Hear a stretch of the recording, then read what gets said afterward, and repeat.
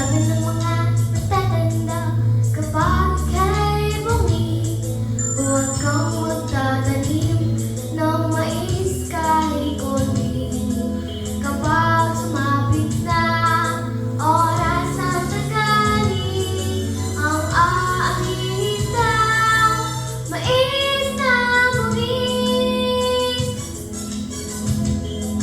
Ang sabi kay Pedro ng mahal ng lola, kung mag-aasawa, sana'y iwasan na babaeng may lunar sa ilalim ng mata, dahil mamamatay daw ng maaga.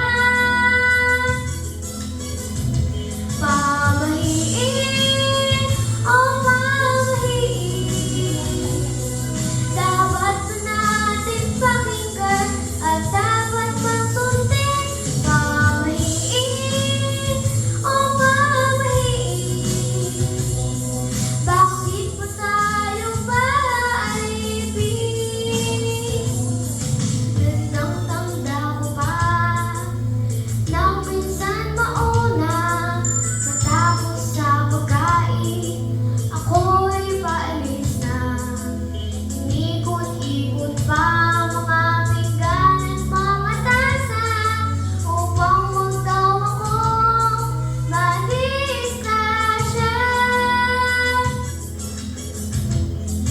Minsan ako'y nagwawalis alas 7 ng gabi, dahil ang bahay namin sagsakan ng dumi.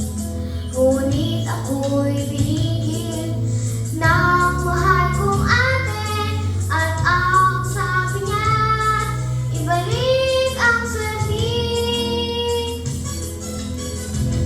Pamahiin o mamahiin, dapat na natin pakinggan at dapat mong sundin.